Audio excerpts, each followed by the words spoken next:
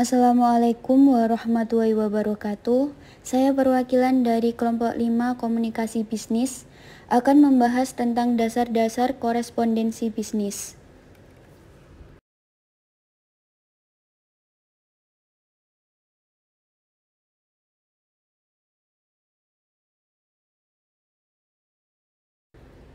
Sebelum menjelaskan dasar-dasar korespondensi bisnis, saya akan memperkenalkan anggota kelompok 5. Yang pertama, Adam Firdaus dengan NPM 200, Bila Safarina dengan NPM 204, Amelia Putri dengan NPM 205, Angelis Tiawati dengan NPM 206, dan saya sendiri Aprilia Kartika Putri dengan NPM 207, Pramuji Rafli Ar-Rahman dengan NPM 208, dan Bima Akmal Fakturozi dengan NPM 210. Yang pertama, saya akan menjelaskan tentang pengertian surat dan surat bisnis. Surat sendiri dapat didefinisikan sebagai suatu sarana komunikasi yang digunakan untuk menyampaikan informasi tertulis oleh suatu pihak kepada pihak lain. Sedangkan surat bisnis sendiri adalah surat yang digunakan oleh seseorang, lembaga, organisasi, atau institusi untuk menyampaikan pesan-pesan bisnis secara tertulis kepada pihak lain dengan menggunakan media tertentu.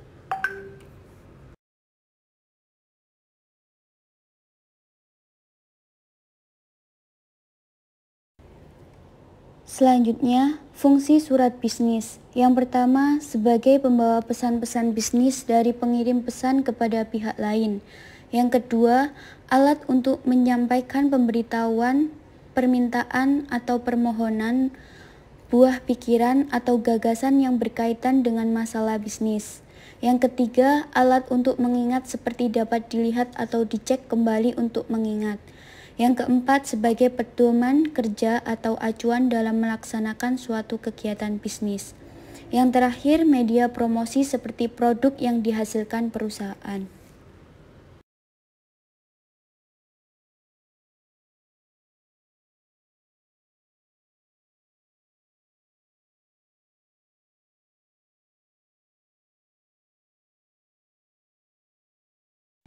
Selanjutnya, pengelompokan surat menurut wujudnya. Yang pertama, surat bersampul.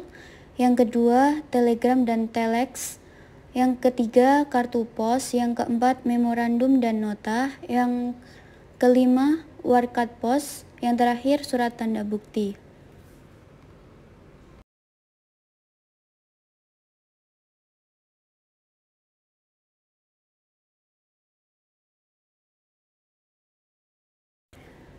Selanjutnya, menurut pemakaiannya, pengelompokan surat sendiri terdiri dari 4. Yang pertama, surat pribadi. Yang kedua, surat dinas. Yang ketiga, surat bisnis. Yang keempat, surat sosial.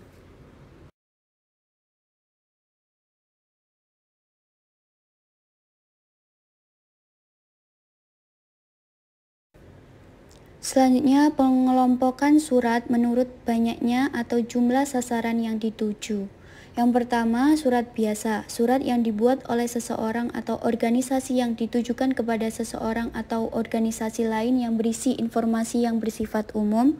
Yang kedua, surat edaran, surat pemberitahuan secara tertulis yang disampaikan seseorang atau suatu lembaga lain dalam jumlah banyak. Yang ketiga, surat pengumuman, surat yang berisi pemberitahuan tentang suatu hal yang perlu diketahui oleh pegawai atau karyawan suatu organisasi ataupun masyarakat luas.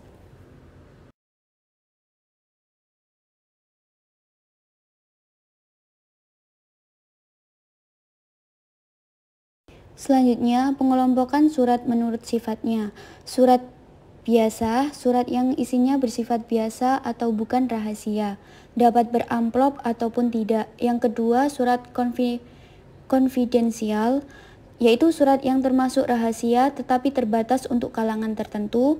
Yang ketiga, surat rahasia, surat yang isinya hanya boleh dibuka dan dibaca oleh orang atau pejabat tertentu dalam suatu organisasi.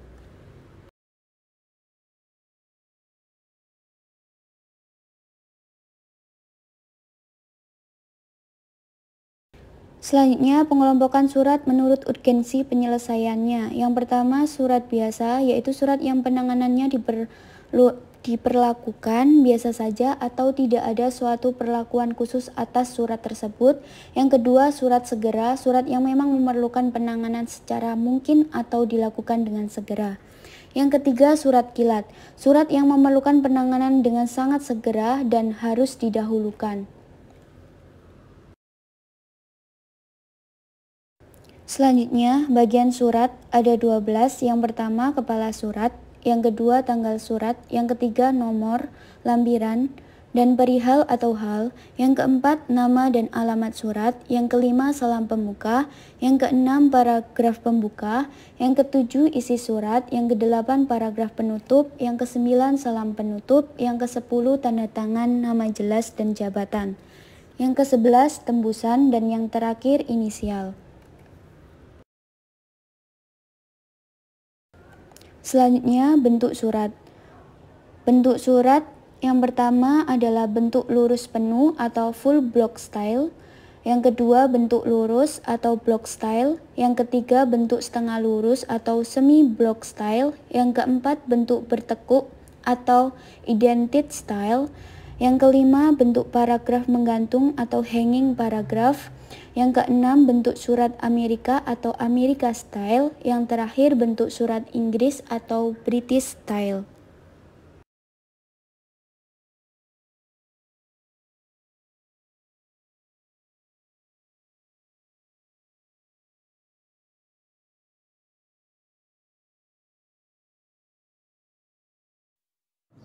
Bahasa surat. Sebagaimana yang kita tahu, bahwasanya di dalam surat terdapat pesan yang ingin kita sampaikan kepada penerima surat.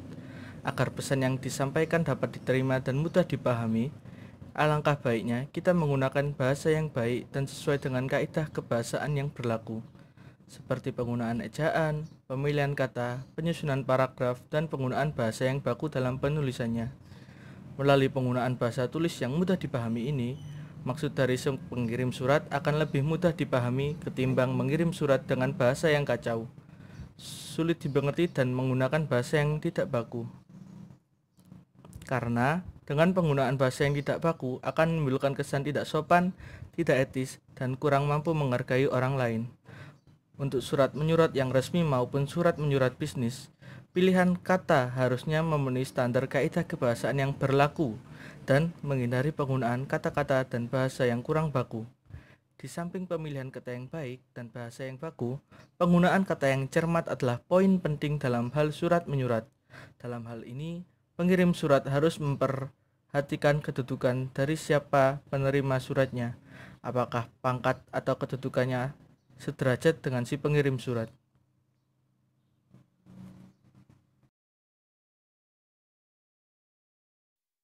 Format lipatan surat dan amplop. Umumnya terdapat 8 jenis lipatan yang umum digunakan dalam mengirim surat bisnis.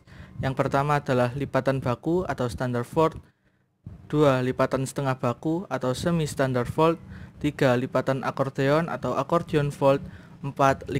Lipatan setengah akordeon atau semi accordion fold, 5. Lipatan tunggal atau single fold, 6. Lipatan ganda atau paralel atau double fold, lipatan model Prancis French fold, dan lipatan model baronial fold.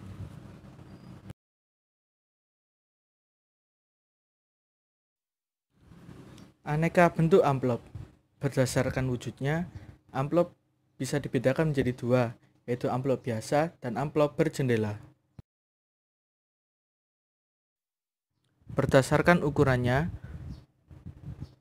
jenis amplop dapat diklasifikasikan menjadi amplop resmi, amplop kartu, amplop bisnis, amplop pendek, amplop panjang, amplop besar, amplop katalog, amplop mata berkait, dan amplop kancing bertali.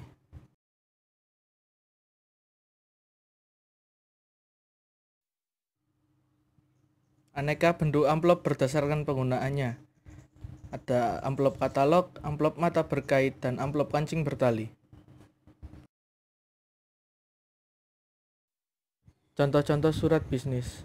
Yang pertama, surat pemesanan, kedua surat konfirmasi, ketiga surat pengaduan, keempat surat permintaan informasi, kelima surat ucapan selamat, keenam surat pemberitahuan, ketujuh surat penagihan, kedelapan surat peringatan, 9 surat perintah kerja, 10 surat pengumuman, 11 surat undangan RUPS, 12 surat kuasa, dan 13 surat perjanjian.